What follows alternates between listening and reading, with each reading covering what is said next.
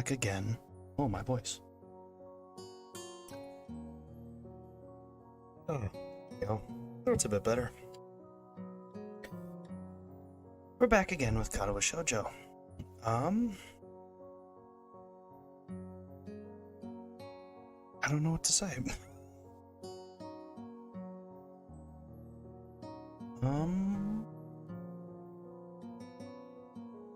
It's more Katawa Shoujo.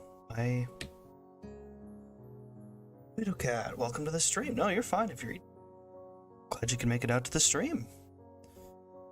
Yes, today is Hanako's first act, technically the second act of the game, but the first act is always introductory stuff, as we can... This is all... The first act is basically just to introduce characters. You get to meet all 5, and towards the end you make your final choice as to whose route you want to go down. As such, I don't think I'm going to be reading it as intently as I did on Monday when we get to the other routes. That was a lot. That was 6 hours. That's a little bit too much to do 4 times. Now I'm eating... Oh, curry. I missed that. Okay. Hope you have... I haven't had curry in a while. I hope your curry's good, Tomato Cat. But yeah, that's a lot. There's one exception I'll make to that rule of only reading through the first act once fully, and that is for the secret 6th joke ending. And you'll find out why when we actually do that, but that's not for a while. That is a way down the line thing. As for Emi's, Lily's, Shizune's, and Rin's routes, I will be kind of autoing until we get to a new scene. Because we do get new scenes. This is the right one. There's still a bunch of new scenes to be grabbed from here, but a lot of them are things we did before, and I'll lose my voice if I have to read it all again and again. Garbage, welcome to the stream. Yeah, glad you can make it out. Howdy. Yeah, howdy. No, that's not my thing. I can't do that. That's not mine. Yeah. I will say, I was thinking about it as after the stream on Monday. As much as I really do love this game, Act 1 starts to drag on you pretty quickly after you've played through the game, because it's not anything new, and you don't get as much into the characters as you do in the actual routes. You're just getting introduced to them, and I think it's paced a little slowly for what it could be, but I haven't slept in a solid 36 hours. Oh no. Why haven't you slept? I would die. I would actually die. I'm doing fine though. I am doing alright. I have to work a couple times. I've got 2 weeks where streams are gonna have to not happen, but that's for later. Actually, one of them's next week, but I'll talk about that later. It's a later thing. I picked up some work things, so.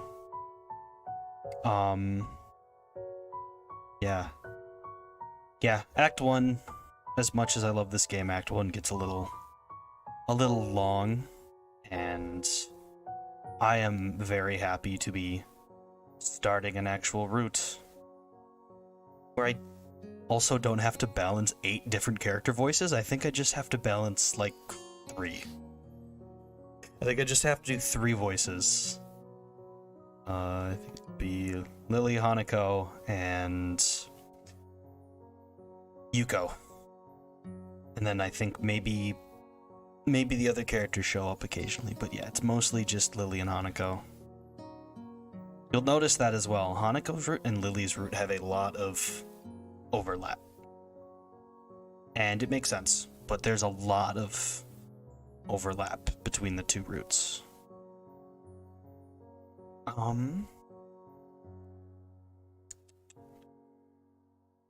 Other than that, I think it's about time to just... Here, let me actually... we can rewatch this. This was the Act 1 end cutscene.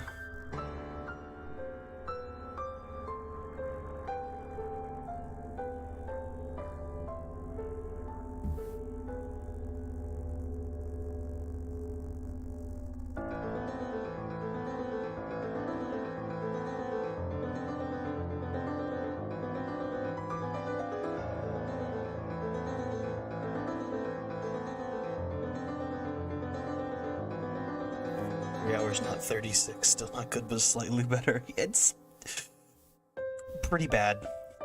I hope you can get some sleep soon.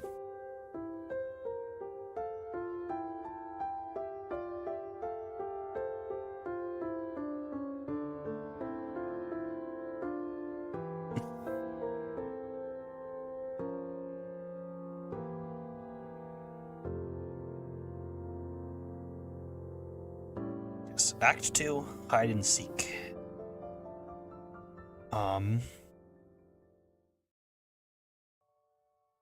Those cutscenes are also animated by Mike and L, and if you know Mike and L from before this, you're unsay-so. I knew Mike and L from before this, so... Anyway, to town. My alarm blares into my ears, only to be swiftly silenced by my fist. My body switches into auto mode, carrying my subconscious self out of bed and into my uniform. As always, my bottles of pills sit on my desk patiently, waiting for me to take them and pick out my daily dosage of medicine. 17 pills a day. Not sleeping in 36 hours is impossible. No, it's possible. It is definitely possible.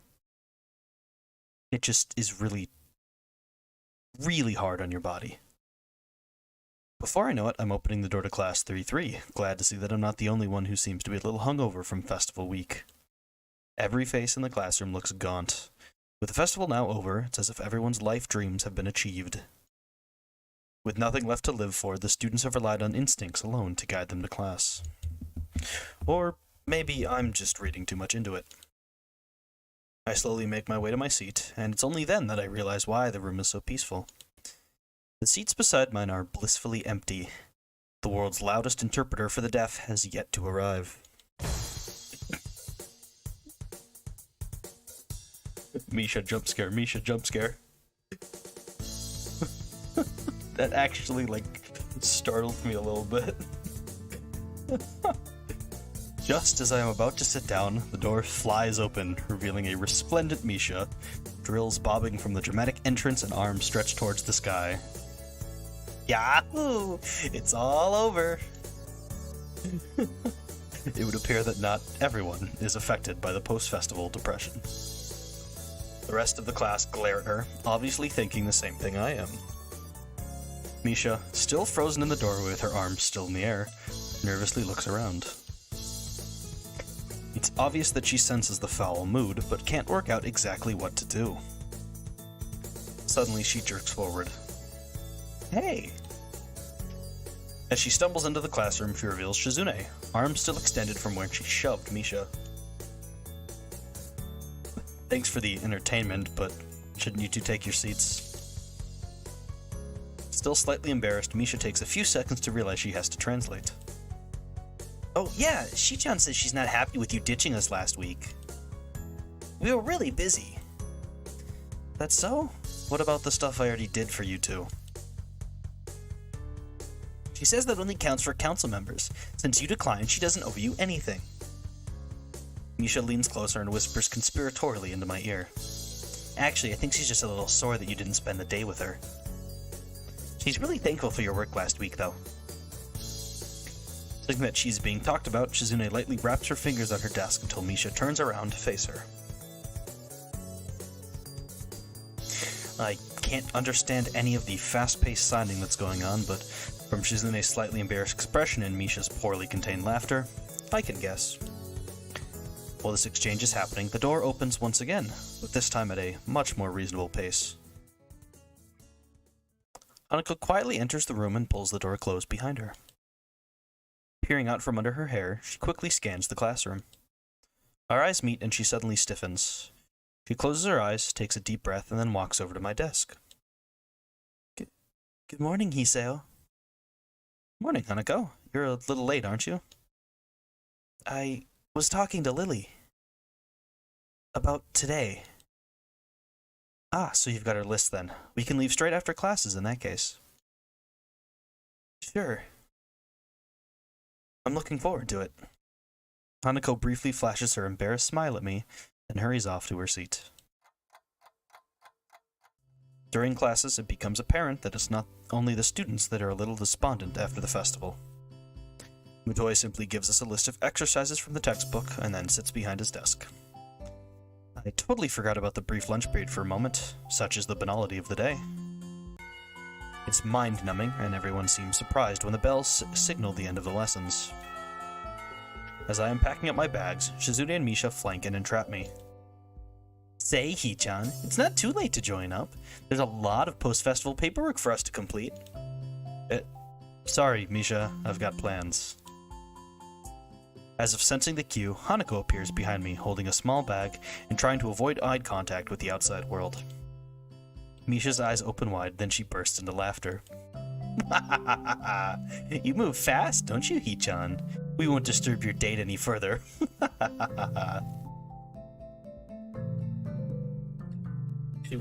She thought it was so funny she added a B to her wahaha. Behind the roaring Misha, I see Shizune taking far too little interest in the scene. I might be taking this the wrong way, but I think she's deliberately ignoring me. I feel a gentle tug on my shirt and turn to see Hanako's eyes fixed firmly on the floor. Let's... Gotcha. Shizune, Misha, I'll see you later.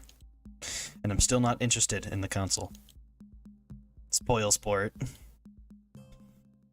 Misha and Shizune retreat into the hallway, happily signing to each other. Got all your stuff? Let's head off.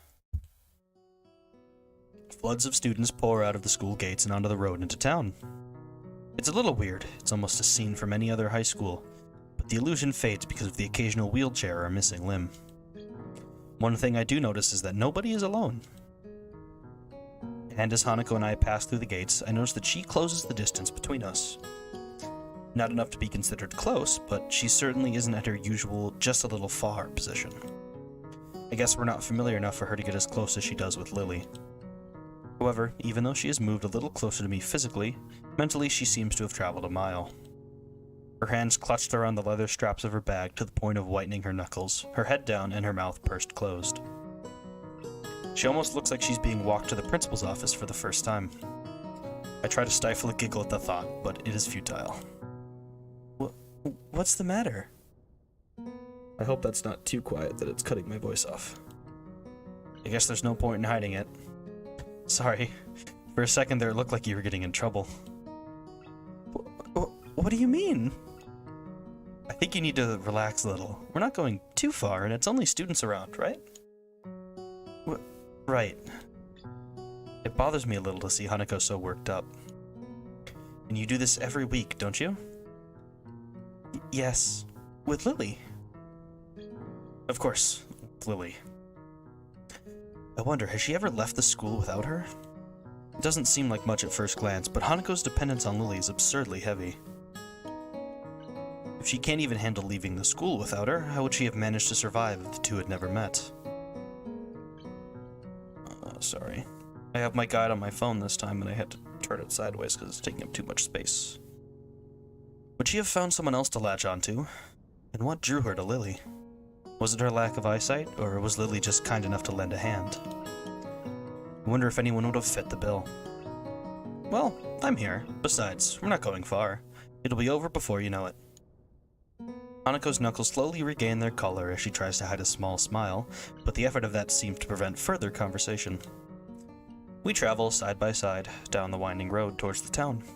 The crowd of students thins as we continue along the sidewalk. Faster students rush ahead, and the less mobile ones fall behind, rarefying the crowd into nothingness. By the time we reach the convenience store, we are practically alone. Using me as a shield between herself and the attendant, Hanako moves through the narrow aisles, adding an assortment of items to her basket. Bread, milk, tea... Thyme? What kind of convenience store sells herbs? Then again, nothing about this town seems normal, which may not be such a bad thing in retrospect. Everything is so different and uncomfortable, dwelling on such matters isn't really an option. When I think about that, it reminds me of Hanako. No matter how much you try, you can't escape her scars. They still interrupt my train of thought when I see them. As much as I don't want to admit to myself, I think I'm forcing myself to try to ignore them. Not that I am scar-free myself. The jagged line down my sternum will never completely fade away. I just have the luxury of being able to hide it easily.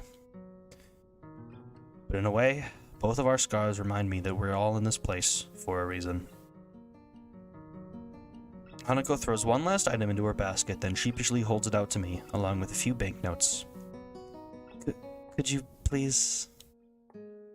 Takes me a second to understand what she's trying to say. Oh, you want me to pay for this? She nods but doesn't look up. I guess this task falls to Lily on the usual occasions. Sure, let me just grab a couple of things. Hastily, I grab a few essential items for myself and head for the counter with Hanako in close tow. The attendant gives me an indifferent nod as he scans in the items. I suppose just ignoring us is one way to deal with the anomalies of Yamaku. You must get a lot of students here, being the closest store to the school. The staff must all have their own way of dealing with us. Or maybe they don't. Maybe it's only me who thinks twice about my unique schoolmates. Our transaction complete, Hanako and I head back out onto the street. The road is pretty much abandoned now. The students that were heading out have already left, and nobody has started returning just yet. And with only the school ahead on the road, there doesn't seem to be anyone else around. The emptiness certainly reflects on Hanako, her arms by her sides, each carrying a bag, her head no longer bowed, and back to the upright position. It's almost as if she were enjoying this walk. So, why all these weird things? Mixed spice? Why would you need that in school? I sometimes like to make food. Well, yeah, so do I, but spices?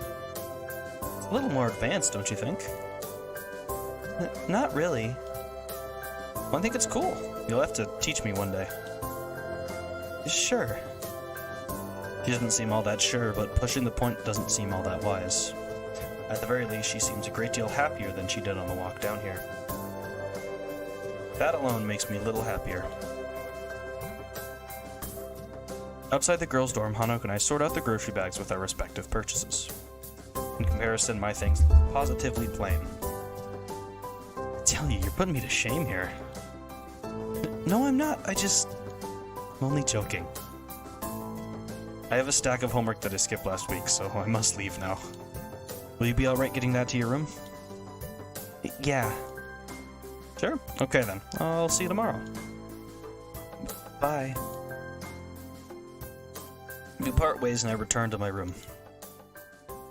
Piles of papers sit upon my desk, begging to be completed. With the entire ruckus of last week, I've barely had any time to catch up. I tried to keep up with my studies while I was in the hospital, but some of this stuff I've never seen before, even back in my old school. Totally unprepared, I pop the top on a can of drink and get to work.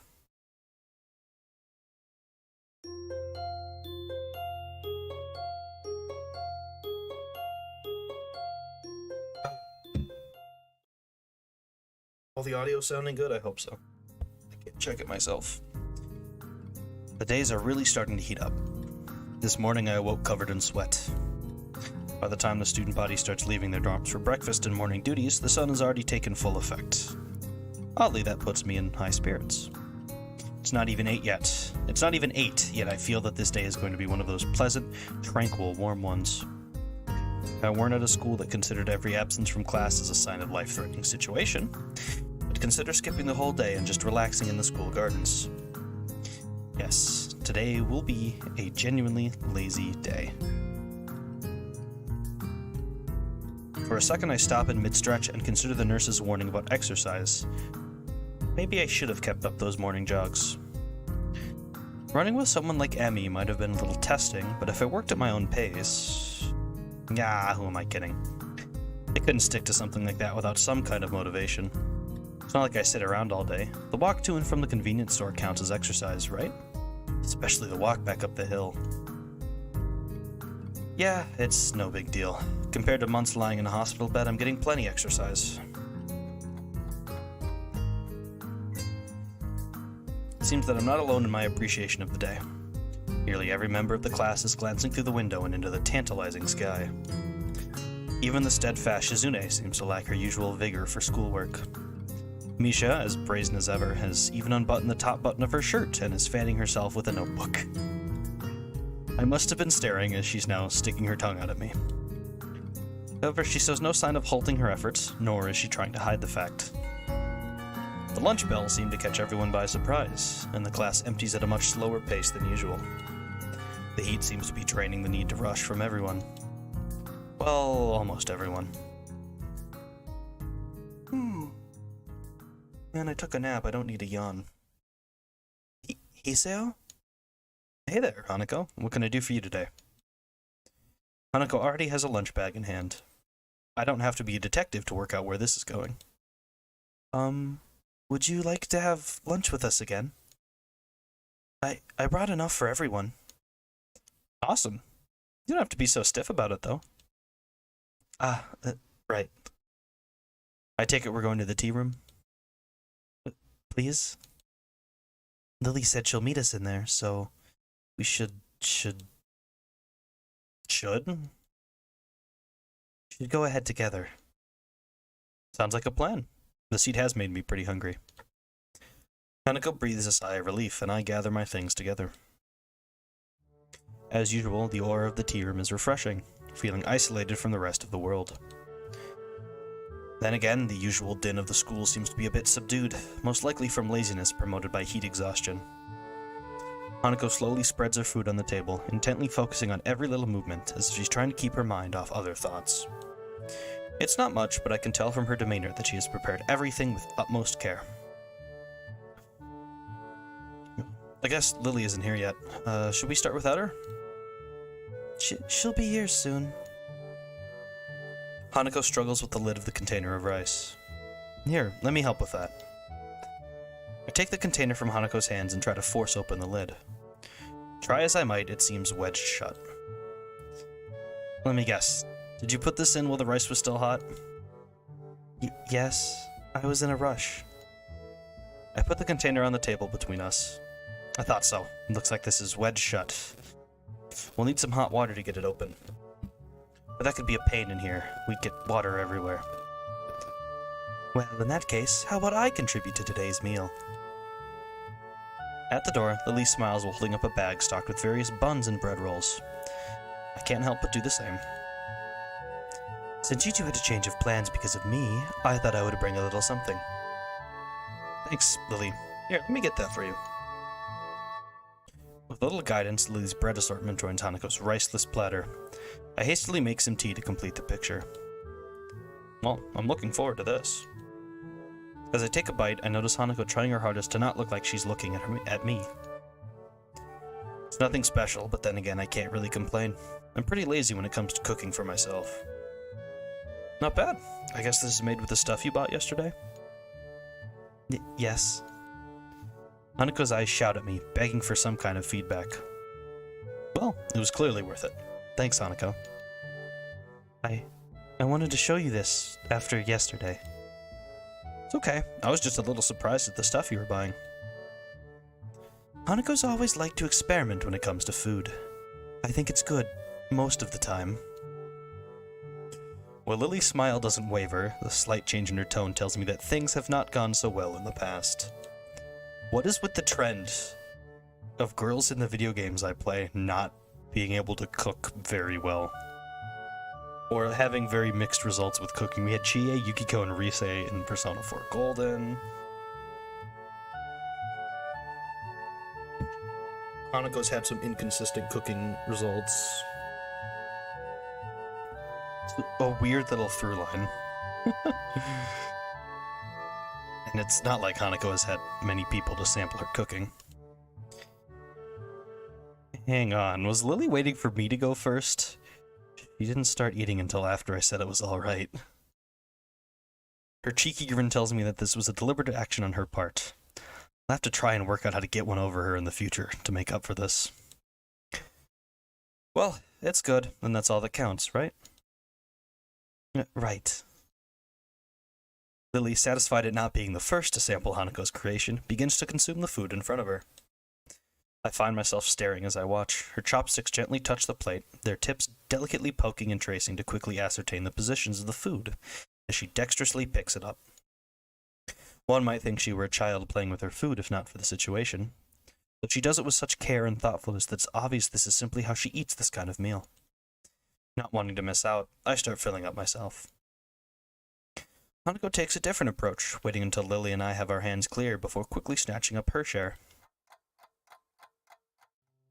Before long, the containers are empty, save for the still-shut rice container.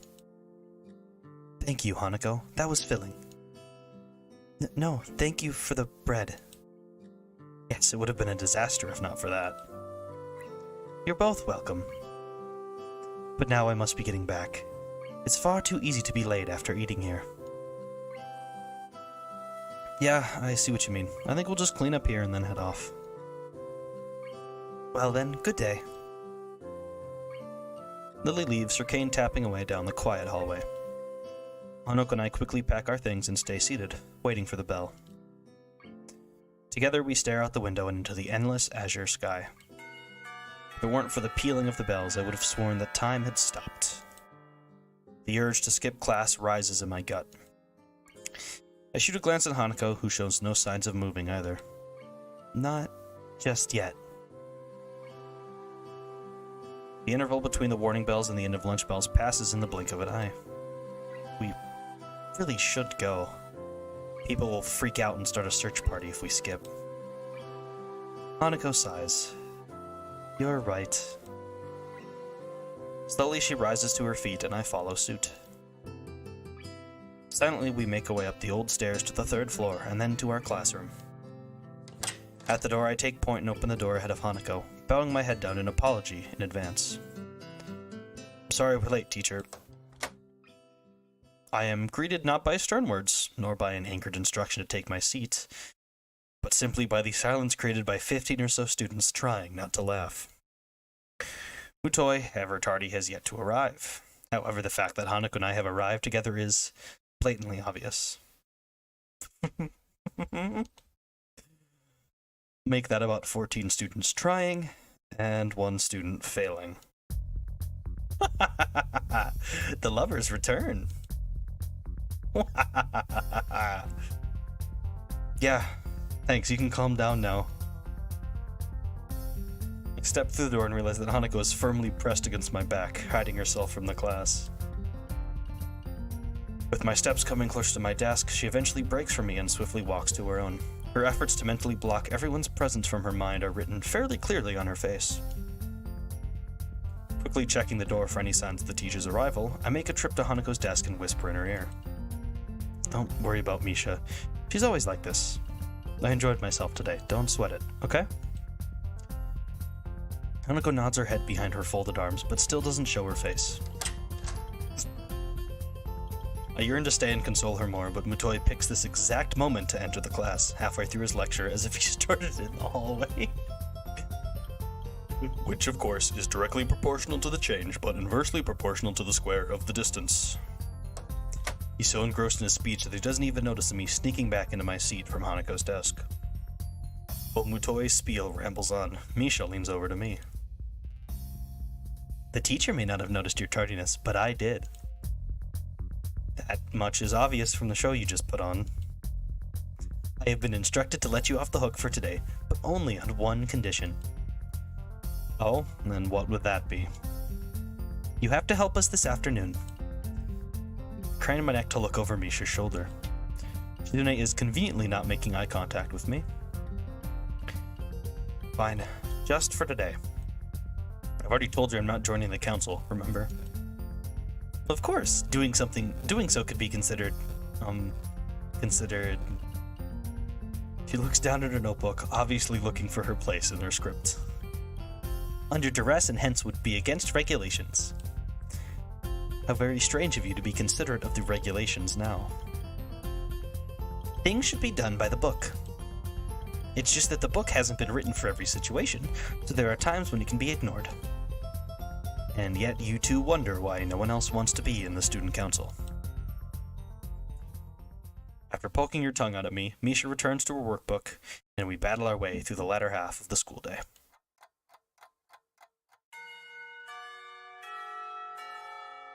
Jesus Christ, these two are fast.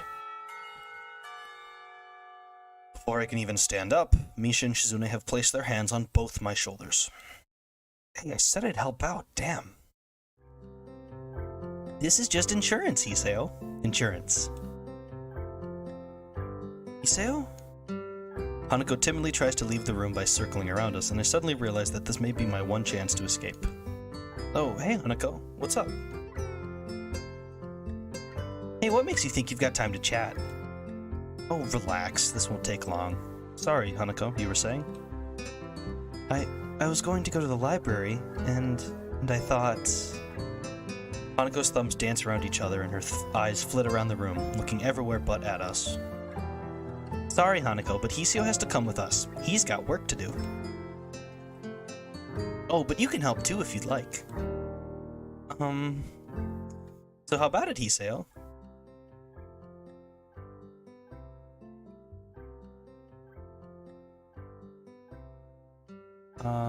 What do you think, Hanako? Also, save.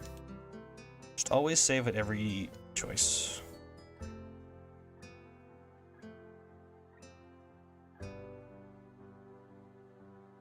Yes. What do you say, Hanako? If we all help, it shouldn't take long at all. Hanako's fidgeting answers my question before she can even form the words. I really need to go. Well, that was to be expected. Looks like it's just me and the council girls again. It's easier to resign myself to another afternoon's work in the small It's easier to resign myself to another afternoon's work in the small council office. I'll catch up with you later, okay? Okay. Right, now that the farewells are over, it's work time. Misha and Shizune frog march me to the student council office, never once letting go of my shoulders. I feel a little bad for ditching Hanako like this, but if this is the price of getting Misha off my back, so be it. So then, what are we up to today? Debrief. Huh? Isn't that supposed to happen after something? Yep, we have to collate all the information from the festival so that Shi-chan can debrief the teachers. Shizune drops a large pile of paperwork on the desk in front of me and smiles succinctly. You need to sort these out into two piles. One for financial stuff like receipts, one for feedback, one for positive feedback, maybe one for things that look like they could be problems next year, one for problems that probably won't be able to be fixed. That's a few more than two piles. Huh. Alright, yeah, I thought it would only be two piles. My bad. Right. While I'm doing this, what will you two be doing? Well, we missed lunch because we were collecting all of these reports, so we're going to get some food. Why didn't you just sort them out while you were collecting them? Thankfully, my self-defense mechanism kicks in and prevents me from opening my mouth and further worsening my situation. Eh? How is that fair? I was fretting over the unfair distribution of work so much that I didn't notice that Shizune had kept on signing. If it weren't for Misha's outburst, I probably wouldn't have noticed at all. Shizune seems to be delivering a fairly long string of commands to Misha, and none of them look pleasant. Reaching a conclusion, Misha signs briefly back to Shizune, sits down at the desk next to me. Shizune waves to the both of us before disappearing out the door. What was that all about? Shi-chan was worried that you'd get it all wrong unless you were supervised. And since she can't tell you how you're messing things up, she's making me stay. Aw, bummer. I wanted to go with Shi-chan. But she's gonna bring us back some food. How good is that? Misha's flippancy is out of this world. From down to the dumps to on top of the world over some calories. It's hard to imagine how anyone could operate at that level. Well, it could have been worse. So what are we supposed to be doing? Collation. I gathered that. Well, let's just start making piles. We'll work out what the piles mean later. Right. We start to separate all of the papers into increasingly complex piles. At first, it's just simple categories: financial, feedback, incident reports. Then they split apart into the good and the bad reports, and further still, till it starts to look like we've just thrown the papers onto the desk. This is hopeless. Huh? Why? We're doing what we were told, right? Yes, but it looks like we're just making a mess. No, I think we've got a lot done. Shi-chan will be able to work out the rest from here. So I think we can stop about here, then. It's almost as if Misha's common sense left the room with Shizune. Still, there's no point in arguing. Anyway, what's the deal with you and Hanako? Deal? You were hanging out with her today, weren't you? Have there been any fireworks? Any gossip that you're withholding from me? If I told you about my own circumstances, it wouldn't be gossip, would it? I guess not. We're just friends, I guess. Why are you so interested? I thought you and Shizune didn't like her. It's not really like that. You know Shi-chan and Lily don't get along well. And since you can't really get Hanako away from Lily, we don't talk to her much. But that doesn't mean that I can't be concerned for her. What is there to be concerned about? Well, she never hangs out with anyone else, right? It's no good, Hee-chan.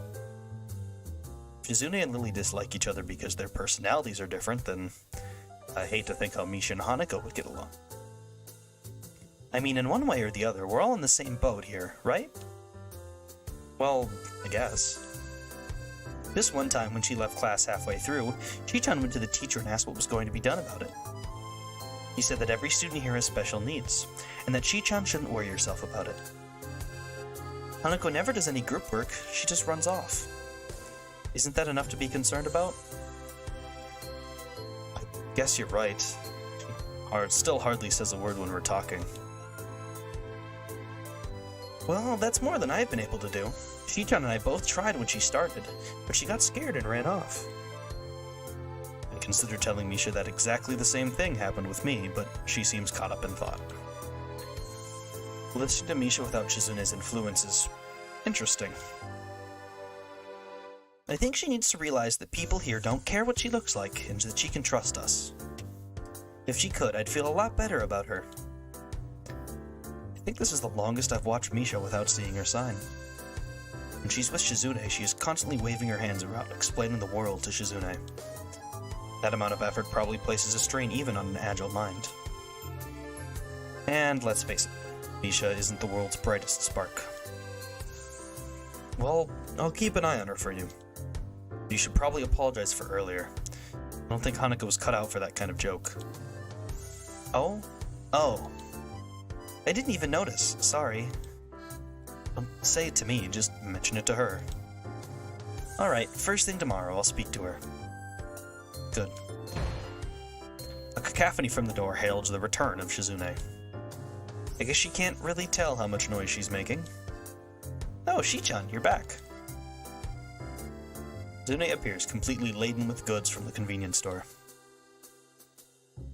There was some surplus left from the festival. This is officially festival business. I've splurged a little.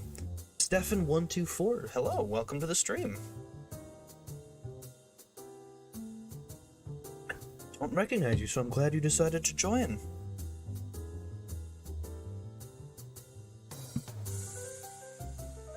Nice idea, Shi-chan. 10 points. Is that really allowed? For someone who refuses to join us, you seem to take an unhealthy interest in the politics of this council. I shall punish your insolence by rationing your portion of the feast. Fine, I get it. Misha slides the multiple stacks of paper to one side to make room for the avalanche of food Shizune is spreading out. As I watch my hard yet misdirected work become wasted, I realize that it's little wonder why these two need help. The convenience store meal isn't overly tasty, but at the very least it's filling. Thanks for helping today. Most of the time we just make up the reports for the staff. This year we can at least make up some relevant headings on the debrief. You sure this isn't a corrupt organization? Not at all, not at all. We're by the books. It's not our fault if the book hasn't been... It's not our fault if the book isn't specific enough. I thought that was the definition of corruption. You think too much. You know what? You're probably right. Anyway, I must be off. That is, if I'm allowed to leave. Your work has been deemed sufficient. You may leave. Well, thank you. You know, if you stress the free meal side of things over the endless workload side, you'd probably end up with more recruits. You might just have a point. Well, think about it. And think about what we talked about. You have to tell that to Shizune if you don't want. What? Oh, right, I'll try to see her tomorrow. Good night, Hee-chan. Night, Misha. Shizune. Oh, that was the whole day.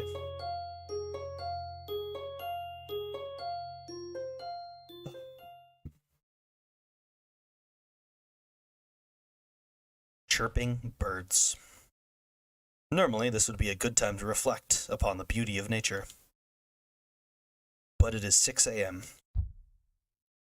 Covering my head with the pillow, I slam my face into the mattress, hoping that the impact will send me instantly back to sleep. Futile. I toss and turn, but sleep simply won't return to me. Alright, nature. You've won. See? I'm getting up now. A lack of sleep weighs my mind down, and there's only one remedy for this. Nice, hearty breakfast. It would be nice to be the first person here. To be the first to dig into a piping hot pile of food. To sit wherever I desire. It would have been nice. But even my exceptionally early start has put me behind the most diligent students.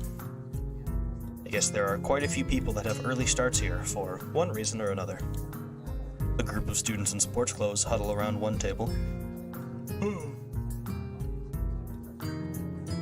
eagerly discussing game plans in between inhaling great gulps of food. Scattered around the hall are a number of bleary-eyed students, probably suffering from the same ailment as myself, noisy birds. And of course, there are the people that actually enjoy getting up this early, the ones with their bags stuffed with textbooks and completed homework. It's hard not to despise people like that, even more so when you're tired yourself. Picking out a familiar face from the thin crowd, I head towards the nearest table. Lily sits alone, delicately feeling her way around a small plate of eggs with her fork. It's almost a shame to interrupt her in her clockwork movements. Wonder, isn't this how a blind person zones out? Simply moving in predetermined patterns learned over the years, just like how a sighted person would eat while reading a newspaper. Good morning, Lily. I didn't expect you to be here this early. Oh, Hiseo, you startled me. I didn't know you took breakfast this early. I don't. This is an exception to the rule. I'd greatly prefer to be late to school than early to breakfast. Lily gives a small sigh at my admitted tardiness as I begin eating my food. It doesn't take long for her to lapse back into her previous mindless nibbling. Each short motion lacks energy. I suppose this is similar to letting your eyes wander while performing any ordinary chore. But after a few repetitions of the find food, eat food cycle, Lily puts down her fork and dabs her lips with a napkin. Hiseo, do you mind if I ask you a question? Damn, all I want is a little food and about 4 hours of sleep. And nobody says, can I ask you a question, for a simple question. Sure. Do you think of Hanako as a friend? This seems like a leading question. I guess so. Why do you ask? No real reason. I do have another question, though. Why is it that you think of her as a friend? This is well above my level. What's she expecting from me?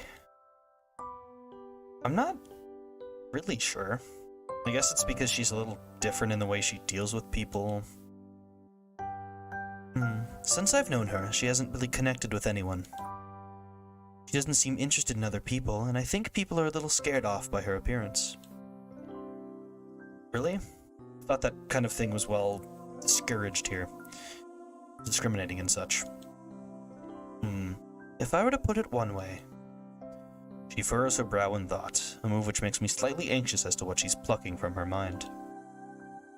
I'd say that you are a little naive. Naive? I'd be insulted if not for the slightly cynical grin on her face. I see. While Yamaku has a stronger sense of community compared to other schools, it's far from being free of conflict. Rules cannot remove human nature, after all, only suppress it. That's something I've noticed, actually. Just little things like how certain people in cliques avoid each other in the hallways. It's no different than my old school, really. Even Lily and Shizune can be considered bitter rivals, even though they both seem like fairly accepting people. Well, at least the Misha-tinted Shizune does. Who knows what actually goes on with her fingers and behind her glasses. I guess you're right, but when I first came here, everything was a bit of a shock. I kept on making mistakes, or at least thinking I was making mistakes. Like when we first met and I said, "I see" to you. Didn't know if that was considered rude or anything, so I tried to just put it in the back of my mind. Treating people any differently and that kind of thing. So I didn't. I told myself that Hanako knew and everyone else was just normal, and I tried to ignore the obvious. I talked to Hanako as if she were any other person, and so we became friends. At least that's how I think it happened.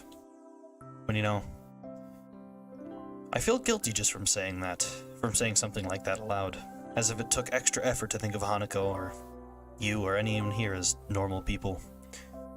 I don't think that's right. Iseo, I think that you are naive, but I also think that you are a good person. It is perhaps one of your better traits. I suppose I can take that as a compliment. Tell me, are you free tonight? If you don't count homework, then I'm as free as the breeze. In that case, would you care to join myself and Hanako for tea? I don't really have that much money at the moment, so going out isn't really... Oh, I didn't mean going out. Just here, this evening. You can access the classrooms in the evening here? No, that's not what I meant.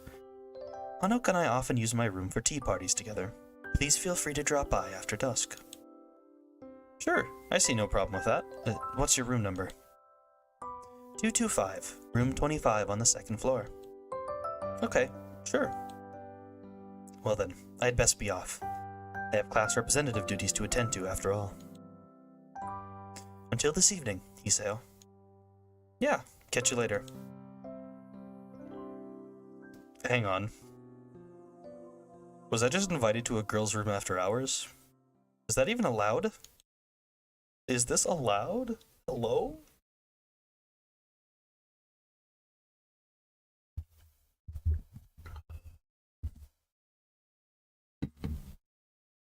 Water.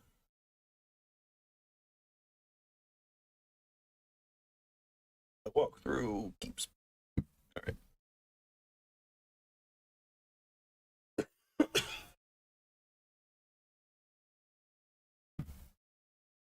There is the curfew here, but I've never heard any rules about visitors in the dorm rooms. Even still, this is enough to get my sleep-deprived brain jump-started. Add that to a lukewarm breakfast and you have one hell of a pick-me-up. I grudgingly go to class, still a little excited at the prospect of breaking the rules. I feel like a little kid planning to sneak out of his window at night. Well, maybe that's going a little too far, but when you compare an invitation to a party to 6 or so hours of lectures, I know which one wins. Misha and Shizune do little to relieve my boredom either. For once they seem determined to actually complete Mutoi's assignments. Nevertheless, the day eventually winds to a close. I hurry back to my room to wash up and comb my hair. Thankfully, I don't run into Kenji. Before long, I am leaving the boys' dorm. I nervously rap on the door marked 225, checking my watch once again. Is that you, Hiseo? The door is open. You can come in. Lily's voice lilts through the door and soothes my nerves. This is the first time I've been invited to a girls' room after dark. Even though I know there is no ulterior motive behind this invitation, it doesn't stop my mind running wild with possibilities. You need to relax yourself, man. You are in the clouds right now. Earth. Ground yourself. One guy, two girls in a dorm room with a tea set. When I put it like that, it sounds a little dodgy. Giving a small sigh to steady myself, I gingerly put my hand on the handle and open the door, craning my head to see inside. This is a nice CG. The door opens completely, and I catch my first glimpse of Lily's room. Her furniture looks almost antique, but the bare walls and flat surfaces are barely decorated at all. In the center of the room sits a low table, where I see a small tea set at rest. It seems that everything in this room has its place, possibly excepting the several piles of books stacked up against the wall.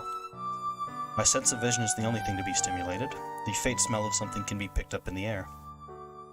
Nail polish, perfume, makeup. It's hard to describe it in any other way than girly. My eyes finish their quick sweep of the room before returning their position onto the girls. Lily sits next to the small table, wearing very dark blue pajamas. Dark blue pajamas with shorts that show off plenty of her alluring pale legs. Opposite her, Hanako sits adorned in a conservative light pink gown. Her hands are firmly fixed between her legs, her shoulders forward, and her head down, as if trying to hide herself in it. It would be easy for her to do it. It looks about 2 sizes too big for her. Waves of flannel flow from her frame, making her look like a child playing dress-up in her parents' clothes. She looks up to confirm my identity, and the beginning of a thin smile creep across her face, before vanishing so fast that I can't be sure they were ever there. There's no point in you standing in the door, Hiseo. I take a step into the room, closing the door behind me. My, I'm afraid this really is a small room for the 3 of us. Would you like to take a seat? I slowly walk to the table and sit down, trying my hardest not to disturb anything along the way. I also can't help but steal a quick glance into Lily's God! No, I'm not reading the rest of that. To be robbed of sight would be a most terrible fate. Calm yourself, you fucking pervert. Well now, how about some tea, Hanako? How about some tea? Hanako, could you please pour? Sure. Hiseo, would you like... I would love some tea. Do you need a hand? No, I'm fine. Thank you. Lily finds it difficult to resist a smile at her companion's nervousness, something I can't really blame her for. Been a tiring day? Yeah. I relax at my place, opposite of the cabinet. To my left is the blue-clad Lily, and to my right sits the pink Hanako. The tea set on the table looks cute as well as practical, painted red with a floral motif. It looks odd when contrasted with Lily's plain but generally sophisticated-looking furniture, which leads me to think that Hanako might have picked it out. There's a slight ting when Hanako accidentally clips the teapot on a cup as she is pouring. She breathes in sharply. She must really be nervous, as it's not the kind of thing anyone would worry about. Hanako quivers at her mistake.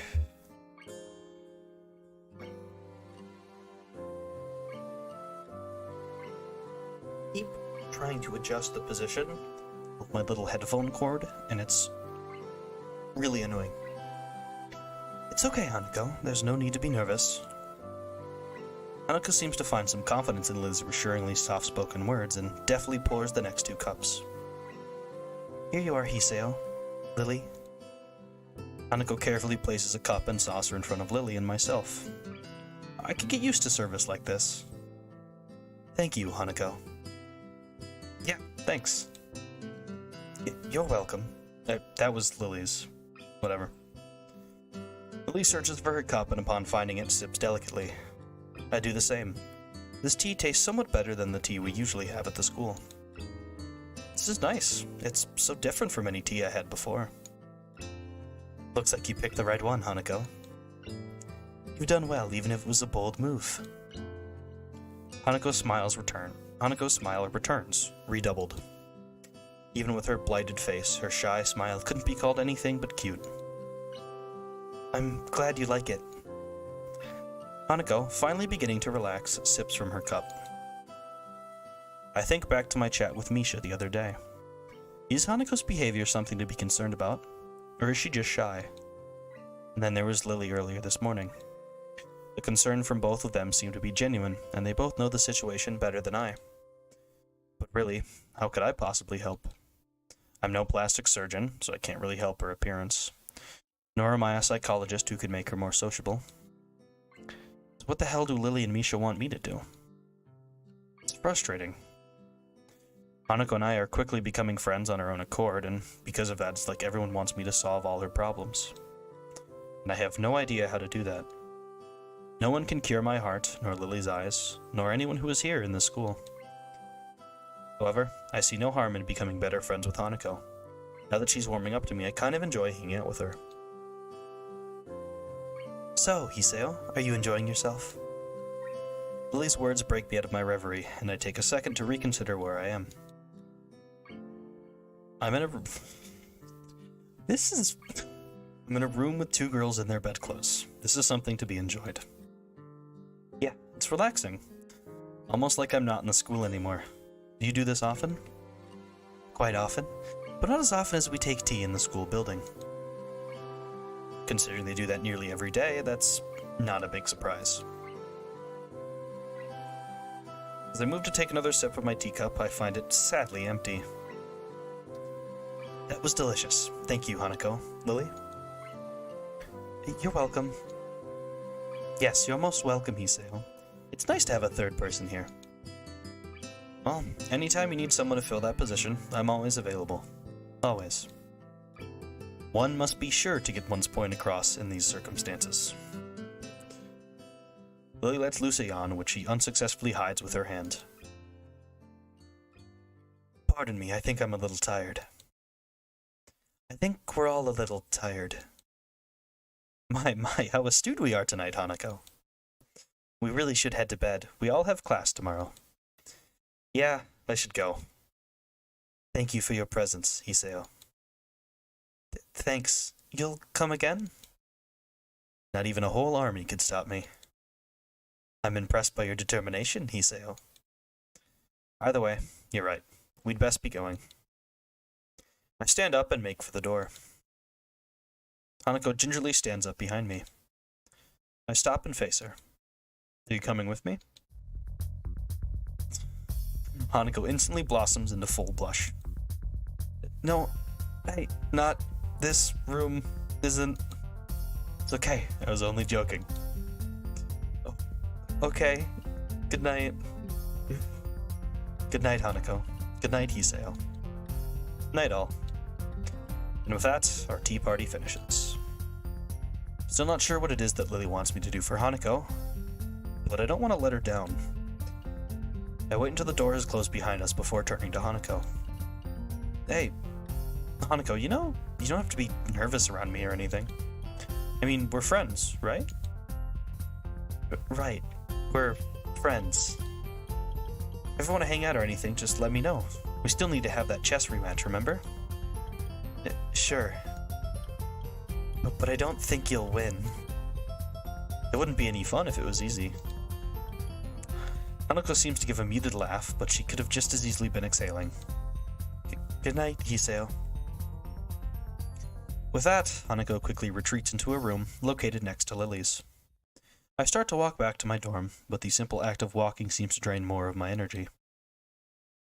I barely make it to my room before I am hit with a wave of exhaustion. I kick off my shoes, fall into bed, and fall asleep by the time my head hits the pillow.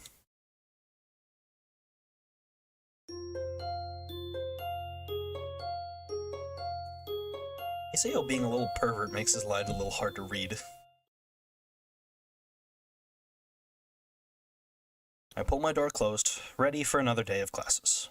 Oh no. Sleep well. Kenji's sudden arrival makes me jump, and I narrowly avoid butting heads with him. I know he has poor eyesight, but he knows who I am now. They still have to stand this close? Oh, yeah, like a baby.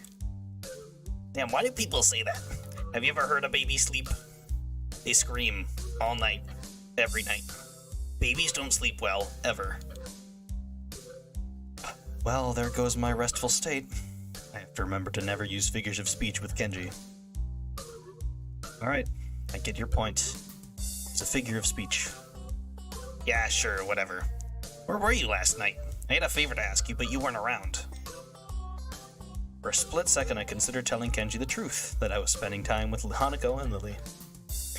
Thankfully, that split second passes as soon as it came. Just out, checking out the local area and stuff. You know, recon. Good man, good. I knew you were the type to plan ahead. Anyway, what was this favor you wanted? I was gonna get some takeout, but I needed change. What? What? I gave you money last week and you still haven't paid me back. And I was starting to think you were cool. Kenji fishes around in his pocket and produces his wallet. As he counts out the 400 yen he owes me, I can clearly see at least two 10,000 yen notes. What the hell? Why are you borrowing money off me when you've got that much cash? Kenji hisses a little, realizing that he's been had. Get off my case, man. It's bad luck to break a big note for anything less than half its value. It's the tycoon's rule. Last night's dinners cost me 7 years of bad luck. 7 years. Don't you think that's enough cause to help someone out? I'd get a shorter sentence if I just stole the stuff. My common sense screams at me to say something to him, but thankfully I restrained myself. Arguing a point like this with Kenji will just lead to further and more complicated discussions. Yeah, I guess you're right. Maybe you should plan these things a little better. Yeah, man, I know. But I've just got so much stuff to do, it's hard. And you're never around anymore, so I'm on my own. It's supposed to be brothers in brotherhood, remember? Yeah, I get you. Global conspiracy and such. I'll keep my ear to the ground. Kenji draws close enough for me to get a clear whiff of his garlic-tainted breath. Ugh. You better, man. You're already spending less time here. It's the first thing they do. They'll try to split us up. Divide and conquer. Sun Tzu said that. Roger that. Now I've got to be going. Got class. Coming? Nah, I'm tired. I stayed up all night just to make sure nothing was going to happen after splitting that note. As rational as ever, I see. Whatever. Night. Kenji scurries back into his room, and I hear him throwing his locks as I walk down the hallway.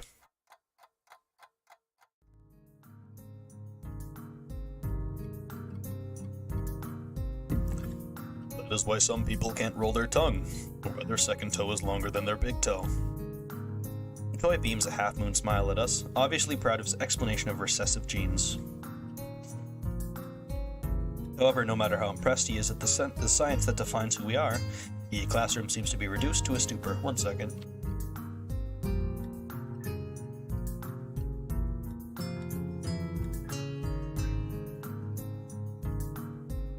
Ugh, I don't know why my sinuses are so bad. Why is it that a bad explanation can make even the most interesting things seem worthless? I can see Mutoi deflate as he realizes that nothing he said in the past half hour has sunk in. Whispered conversations start to break the silence, and, like an avalanche, the noise level in the class starts to rise. Defeated, Mutoi identifies some questions from the textbook and sets to clearing off the blackboard. Almost as if expected, Hanako packs up her things and leaves as soon as people start talking and laughing among themselves. The initial shock of seeing someone play so blatantly truant has started to fade, but it doesn't stop me from wondering. Is she leaving because she doesn't want people to speak to her? Or is it just the thought of people around her shattering her peace? Before I can think about the topic any further, the lunch bells ring. I wonder if she was just simply taking the opportunity to leave early. The usual clamor of students exchanging books for lunch reverberates around the room, and while Misha is distracted, I grab my lunch and head out the door. Lily already sits in the tea room, setting out her lunch alone. So, Hanako's not here then. Oh, Hiseo, how are you? I haven't met Hanako since this morning, I'm afraid. That's right, Hanako and Lily live next to each other. Somehow I think their morning conversations are slightly more grounded than Kenji's ramblings. Strange, she left class early, so I figured that she'd come here. So she's still leaving classes early. Yeah, I've seen her do it a few times. Lily drops her head a little, and her tone of voice is notably depressed. It's very reminiscent of someone who is used to hearing bad news. I was so sure she'd stop doing that once you two became friends. Everyone has their own pace, I suppose.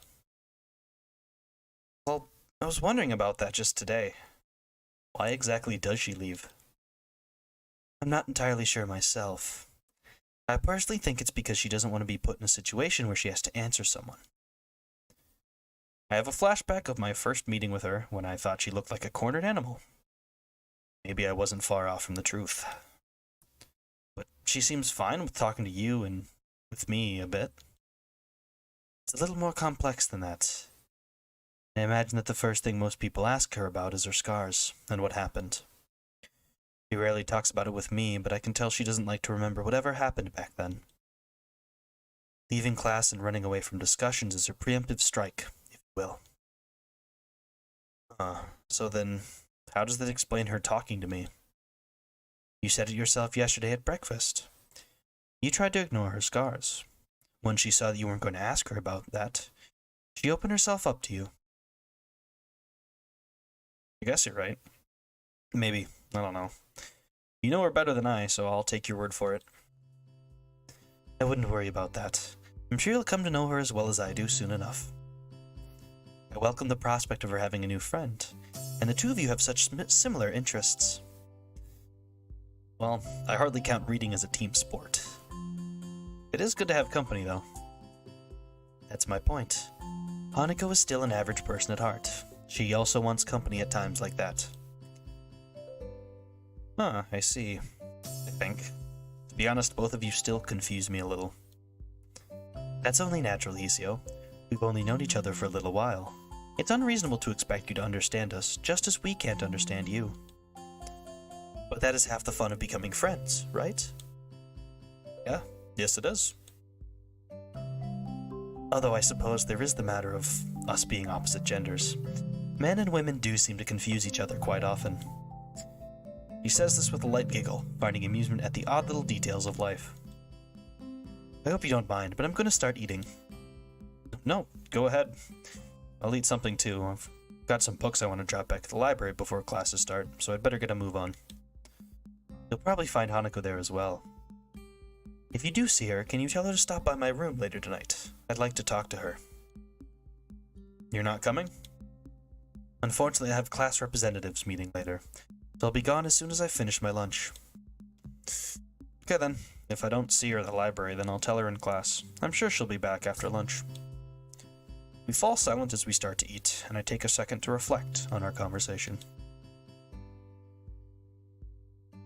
I've always thought that Hanako's shyness was simply due to her being self-conscious of her scars. But that is a pretty superficial way of looking at her. Just when I thought I was able to see through the fog of Lily and Hanako, I realized that I'm more lost than when I started. A lot of fog happening too. This is like the third mention of fog. We have through lines, and they're weird. Lily quickly finishes her lunch, acutely aware of her meeting. I don't blame her. Izune is most likely going to be there, and I doubt she wants to give her the satisfaction of another argument. I must be off.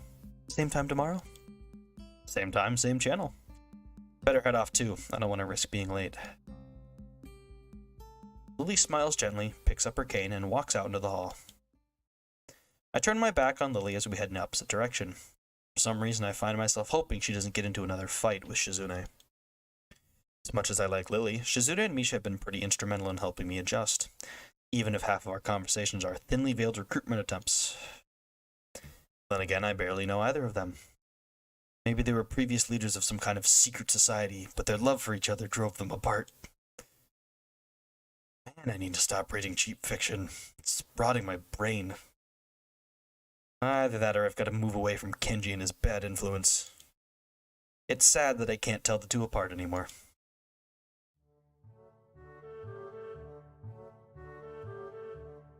I slide my books down the return chute and they crash into the cart with a pleasant thud. Yuko jump scare. Yuko, however, doesn't seem as impressed as I. Oh, you scared me. Sorry, I thought you'd be used to that by now. Or is this there's the literacy level here so low that nobody borrows any books. Huh? No, I think everyone here can read fine. Yeah, never mind. There are some battles that you can never win. Trying to explain jokes is one of them. My dad taught me that the hard way. Say, Yuko, have you seen Hanako about? She left class early, but she wasn't in her usual hiding place. I think I saw her sneak in before lunch. Oh, but I'm not supposed to tell anyone that. Just told her that I saw her leave. No need to stress out. Oh, of course. She's probably in the back. Thanks. Get any new books in recently? No, sorry. I'll let you know when we do, though. Okay. There's one thing I know at librarians, part-time or otherwise, it's that they appreciate people who take a genuine interest in their work. I walk the now familiar path to Hanako's reading nook, picking out a few titles along the way. Sometimes I find it hard to discover a book that will interest me among the shelves.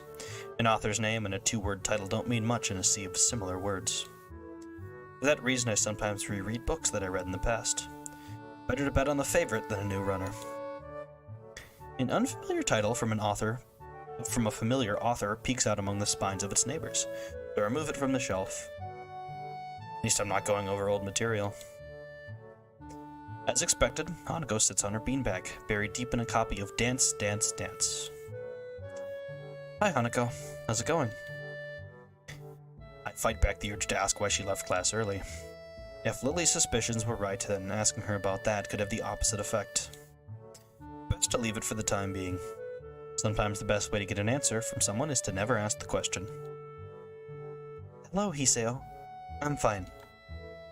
Something seems off, and after a couple of seconds I realize what it is. Hanako's smiling. She looks as if she's pleased to see me. It's a nice change from the usual instinctively frightened reaction, and something I hope I can see more of as we get to know each other better. Good to hear. How's that book? I've heard it's a trip. It's good, I think. I've only just started it, so I don't really know. Fair enough. Let me know how it goes. I may borrow it once you're done. Sure. There's a good 15 minutes left in lunch. Not enough time to really get into a book, but too much to stand around doing nothing. And Hanako's already returned to her reading, so I doubt I'll get much conversation from her. Oh well, better make myself comfortable. I slouch into a beanbag and crack open my book. The familiar style of the author leaps out at me from the very first line. As the sentences turn into paragraphs, I start to relax a little. No matter how I try, I can't seem to get myself into the atmosphere of the book. This is partly due to the lack of time, but the more distracting factor is Hanako. Every 10 or so seconds, she peers over the top of her book. When our eyes meet, she quickly ducks behind the covers. I guess she did want to talk about something after all. What's up? You look like a prairie dog on lookout. It's nothing. Told you before, nothing means something when you say it like that. Hanako squirms a little in her beanbag, hoping that by changing her position she'll find the word she's looking for. I was in an accident. Accident? Just now? Are you alright? Hanako shakes her head, her hair flowing around her shoulders in wisps of amethyst on a background of pale and dark flesh. No, when I was younger. Realization crashes into me like a semi. When I was... It's alright, Hanako, you don't have to tell me anything if you don't want to. Again, she shakes her head. No, I won't. I have to tell you. When I was young, I was in a fire. My house burned down, and I nearly didn't make it. After that, I was alone. Hanako's eyes glisten in the dim light of the library, and I reach out to grasp her hand. It's okay, Hanako. You don't have to keep going. But I have to. Why? What brought this on? Last night, Lily told me about your heart. And I didn't think it was fair. Fair? That I knew about you, but you didn't know about me. I squeeze Hanako's hand a little. Don't be silly. Yes, I have a heart condition. I lean a little closer to Hanako. What I didn't tell Lily is that I had my first attack when a girl confessed to me. I smile a little to break the tension. Really? Really. I haven't heard from her for a while, though, so I guess it's all over. I know it's all over. There's no other way to interpret what happened the last time I saw her. In some ways, not having heard from her again has helped me move on from that period of my life. So now, we both know a little more about each other. You don't have to talk about things if you don't want to. In fact, I feel a little bad even thinking about that whole incident. I can almost smell the hospital's disinfectant burning the back of my sinuses again. I imagine Hanako is going through the same thing now. When I was in the hospital, I went to the burn ward once, and only once. I was bored, so I went for a walk through all the wards. I went through oncology and thought I could take it. When I got to the burn ward, I turned around and went back to my bed. I think that Hanako would have spent months in a place like that, smelling nothing but corrupted skin, strong disinfectant, sterilized air. The really bad cases were kept in isolated pods that no foreign objects could enter. It would have meant no reading. I would have gone insane if I didn't have my books in the hospital. She said she was alone.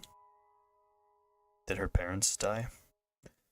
I'll have to ask Lily about it. I can imagine myself saying something dumb unintentionally. Thank you, Iseo. I haven't told many people about this. To be honest, I haven't told many people about my circumstances either. Then I won't tell anyone either. Deal. I change my grip on Hanako's hand into a handshake as the warning bells chime through the window. Well then, we'd better head back to class then, eh? Sure.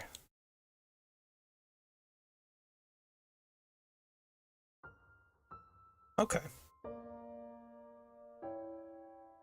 I didn't realize this was actually such a short act, but I'd made a promise, and that's probably going to be... Like, been about an hour and a half. I know the Act 3 is long. Act 3 is longer, and I know it covers more. Act 2 is short, but it's compact. Yeah. Oh, I forgot. Yeah, I'll have to go back through later. I'll do that off stream. I completely forgot that there's a scene to get in Hanako's path. I'll go through that off stream. I'll show that in the completion episode. Yeah, Act 2 is a short one for Hanako, but I mean, you do get the reveal, so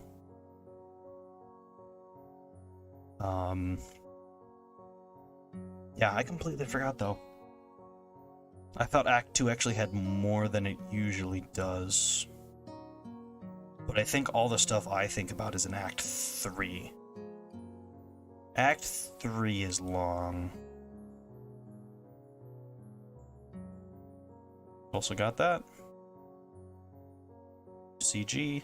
That CG counts for Lily for some reason.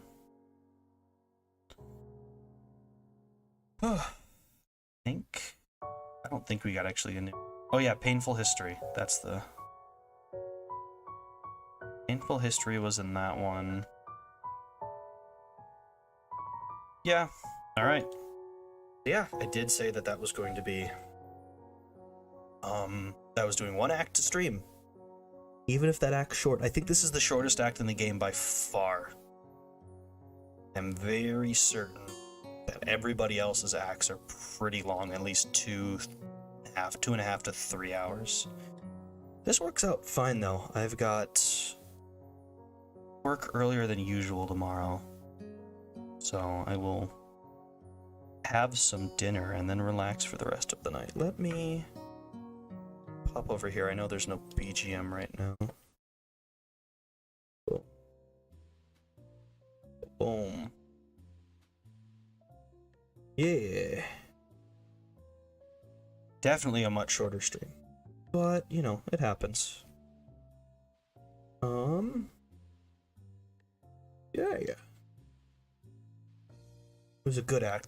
I do like that little act. It's a good, I think for what I'm trying to do here, it's a really good starter, because the rest of the acts will be a lot more focused. Well, it's a good starter into how focused the individual acts are, apart from the first one.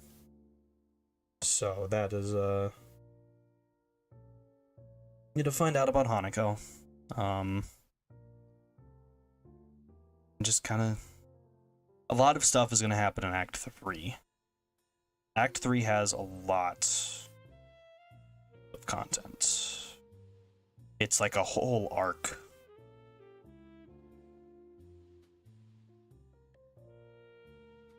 I should have made a save at that choice though. You know what? I know what I'll do. All right. Anyway, that's for me to figure out. I know it was a short stream, but you know, if you enjoyed the stream, leave a like and subscribe. Hit the bell. Next stream is going to be Sunbreak tomorrow at 6 p.m. We're on Master Rank 4. I did the 2 key quests required for it, which means I now have to explain a little cutscene.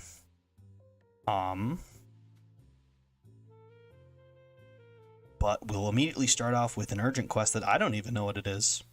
I gotta talk to Kagero first. Doesn't even tell me what the monster's gonna be. I can only imagine. I heard MR4 and then MR5 get crazy. So I am very excited about that.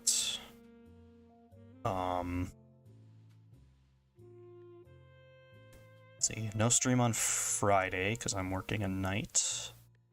Saturday is more Katawa Shoujo at 6 p.m.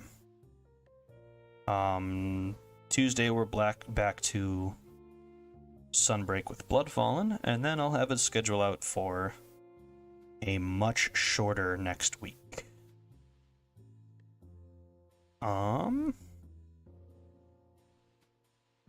Other than that, I already did the YouTube blog. Follow me on Twitter for updates on things.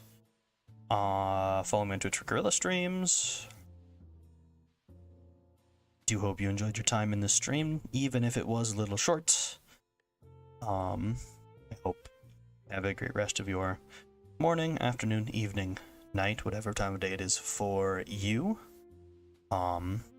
Be safe and be well, and I hope I'll see you in the next stream. OhaHyou, everyone.